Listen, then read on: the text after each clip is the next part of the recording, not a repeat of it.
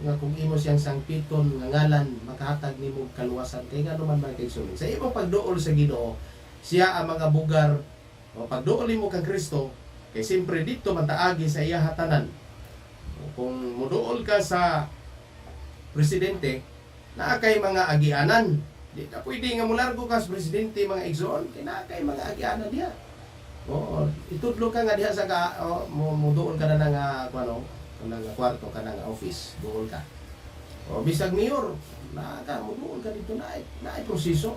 So diha sa Dios nga amahan kinahanglan muduol ka ngadto kang Kristo kung sa matud pa niya sa ministeryo.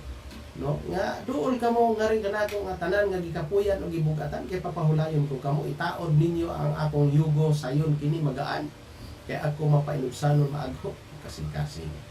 Una mga higala, dako kayong pagtulunan sa atong kinabuhi. Daghan mga tao nga daghan na kayo mga debosyon, daghan na kayo ang mga tao nga una pa may kaldero lagi nga nagmilagro.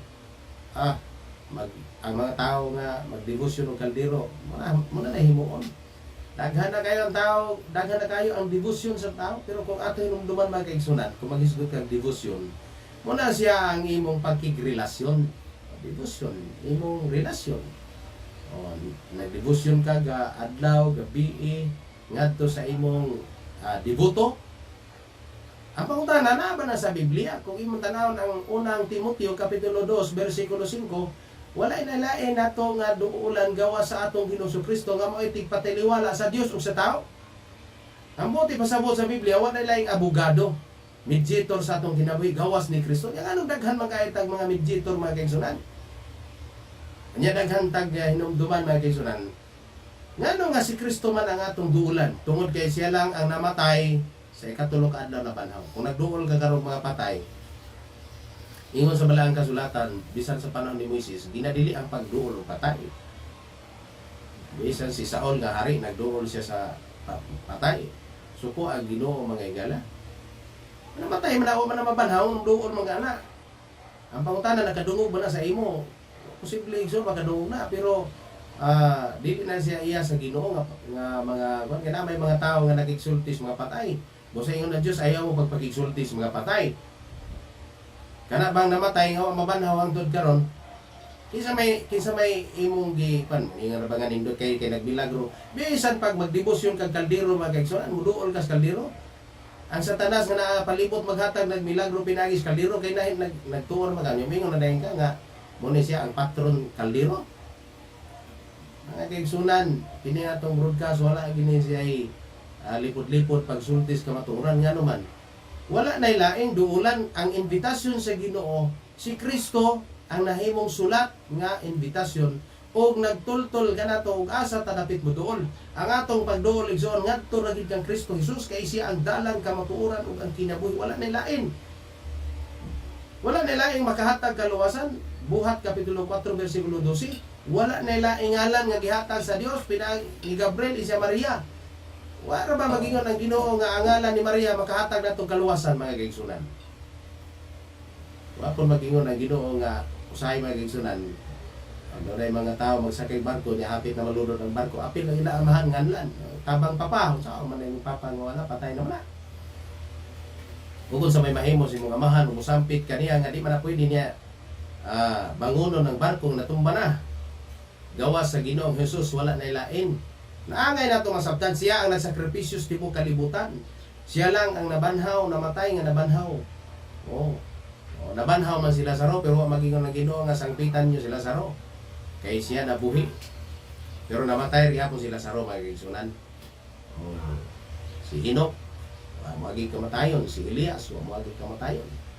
Apan hinumdumi mga kaigsunan, ang insakto nga buhaton sa tao ang pagduol ngadto sa Ginoo pinaagi sa atong Ginoong Kristo. Herbihuanon kapitulo 10 bersikulo 19 hangtod sa 22. Ang tabil nga imong duulan, ang dalan nga imong adtuan aron makaabot ka sa presensya sa Amahan, diha pinaagi sa tabil nga pinaagi dugo o unod ni Kristo. Wala na lain. Wala siya mangiyon nga unod ni kinsa pa nag-unora diha og dugo. Wala na ilain mga igala. So kung imo ni masabtan nga atong programa igsoon, hinumdumi nga nagpalutaw siya sa insaktong kamaturan. Nga diha sa invitasyon sa Ginoo, pag imbitar niya kita mo duol, ingon man ako na isgutan nga kung nagunaw na ka nga wa kay problema, wa kay panginahanglan, di ka mo duol sa Ginoo. Pero inumdumi mga higala, nganong mo duol ka sa Ginoo, inumdumi kay ang tao mamatay. Unya walay si bisan kinsang nakabuntog sa matayon gawas ni Kristo. O walay laing doktor nga nakahimo paghatag og tambal nga tumar nimo di na ka mamatay. Inumdumi mga kaigsunan, ang gihimo sa doktor mo paghatag lamang og mga maintenance sa imong arthritis, maintenance sa imong high blood, maintenance sa imong diabetic, mga kaigsunan. Pero inumdumi mga kaigsunan, kung naa ka sa Ginoo mawa ginang imong maintenance. Inumdumi mga kaigsunan. Ang imong maintenance, ang imong pagagamiton, maintain kag basag Biblia, maintain kag ampo sa Ginoo, pag-ampo sa pagsampit sa ngalan ni Hesukristo, wa na laing ngalan. Nga imong pagasangpiton mga higala, gawas sa ngalan ni Hesukristo, mo na isumala sa Biblia mabasa. Kay kung dunay mabasa sa Biblia mga kaigsunan nga mosampit pagkaglaing ngalan, kinsa mga ngalan na mga kaigsunan nga gitudlo sa Biblia nga naghatag ang anghel nini nga makatag kaluwasan. Why problema igsoon, aron din ako mabuno ang ngalan ni Kristo Jesus.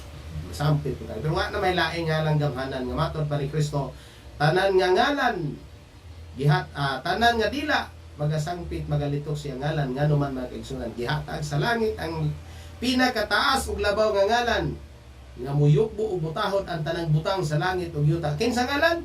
Matod pa sa mala sa balang kasulatan Filipos kapitulo 2 9-10 paingon sa mga bersikulo nag-iyon, wala tay laing ngalan gawas sa ngalan ni Hesukristo. Na ayo mo sangpit sa ngalan nga anan. Wala mga higala nga ang pagduol nato sa Ginoo, invitasyon niya, kitang tanan kinahanglan mo duol sa iya. Kamo gikapuyan kamo tanan. Una nga kung nagunaw na ka nga kwartahan ka na, igsoon na kay nako problema. Unang problema tungod kay mamatay ta. Mamatay ta nga uta kay balukanos Proverbio kapitulo 9 bersikulo 27, kausa ang tao mamatay ug ang ikaduha pag-atubang na sa Ginoo. Ang pagduol sa Ginoo mo na siya ang pagpangandam sa atong kinabuhi. Muna siya ang paghatag o paghinlo sa atong kinabuhi. Kay matod pa sumala sa Biblia, Herbiwanon gihapon 19:22, duol kaniya, mga kaigsunan, dunay ihatag sa Ginoo kanimo nga mahimo kang mahinlo pinaagi sa tubig sa iyang dugo. Dalay ko ng Dios mga higala nga ang pagduol sa Ginoo igsoon mao kini siya ang pag-surrender nato ngadto kaniya. Muna siya ang atong pag-surrender. Gusto sa Ginoo nga imbitaron niya ang tanan, una aron ang tao makapahulay sa iyang mga kabugaton. Mahatagag sulbad ang iyang problema. Problema sa tanang tao nganong mamatay siya. Ginanglan mo duol ta tanan pero di na ka mamatay. No, ayaw na gunanaan nga napay Ginoo kay di naman ka mamatay di ay. Pero bisan pag nagunaw na kag di ka mamatay, nanginahanglan di ka Ginoo kay ang tanang butang iya sa Ginoo. Muna nga muduol ka sa Ginoo kay naginahanglan kag pahulay. Sulbad sa mga problema, paghatag og paghatag dako nga pagsulbad sa problema, wala na lain gawas pagduol sa Ginoo. Usa ang pagduol sa Ginoo tinuod ka kasing-kasing tinuod nga pagtuo diha lamang sa atong buhi nga Dios mga kaigsunan kita muduol.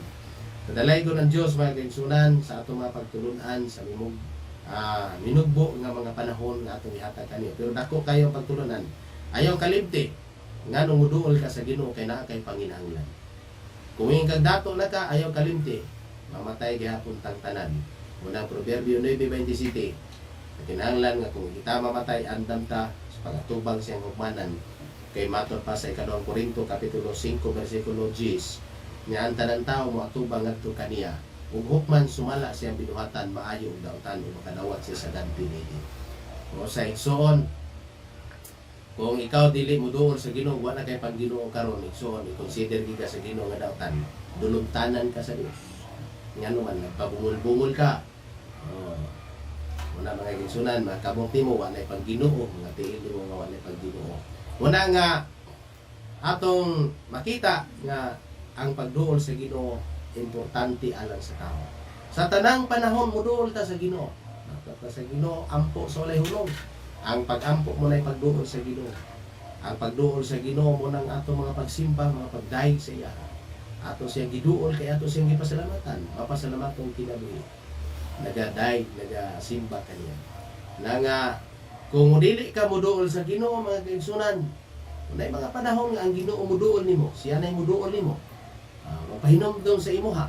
Mubisita siya sa ato Nya kung siya mubisita, magdahom siya mga bagyo o mga limpulos kay matod pa sa Ginoo, mapahinomdom siya sa mga tao nga na Ginoo.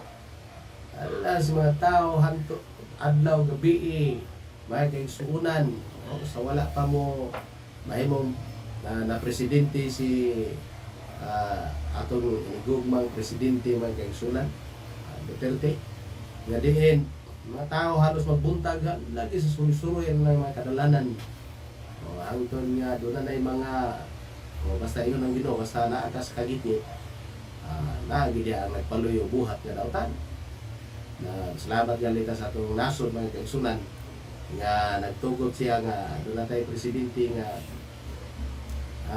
nagahatag og ngipon sa atong balaod. Atong mga pag-ampo nga ang atong nasod mga kaigsunan mahimo ni siyang duol sa Ginoo. Duol diha sa mga pag-ampo sa Ginoo, duol sa presensya sa Ginoo.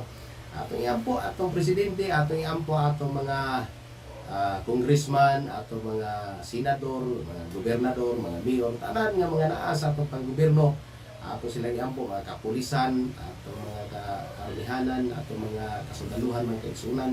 Ato silang iampo kay sila ato nang gidangop sa Ginoo nga ang ilang trabaho. Wala tay mga kaigsunan sundalo, ato tay mga kaigsunan politiko, iampo nato nga wala untay mga gitawag corruption sa atong nasod. Ato nang giapil sa pag-ampo kay bulahan katong tawo nag-ampo sa iyang nasod o sa ilang mga pangulo. So dalay ko ng Dios mga kaigsunan. Kini atong programa nagaduol ta sa Ginoo, atong giduol di lang atong kagalingon. Atong giduol apil atong nasod, atong mga pamilya, mga ginikanan, atong mga igsuon kaparintihan, ato silang gidangop diha sa Ginoo. Dalay ko ng Dios ug ako naglaom nga padayon kamo nga suporta sa atong programa.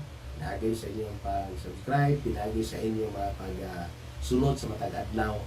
Unya i-share ni ngadto sa uban yung mga higala, no, kung na mo yung mga higala diha nga nay mga cellphone nga maka YouTube o maka Facebook, i-share ni so na atong programa Dalan ni Hesukristo aron sa pagpaningpalad o pagpanindahay nga basin ang pulong sa Ginoo mga kaigsunan, mahimo ni siyang iwag sa mga katawhan, mahimo ni siyang paglaom sa tanang katawhan. Tuhod nimo kung imo ning ma-share mga igsoon, ang Dios magapanalangin kanimo kay ikaw gigamit nga makahimo sa pagtabang ni atong programa Dalan ni Hesukristo. Maayong adlaw ug daghang salamat ang Dios magapanalangin kanang atong tanan.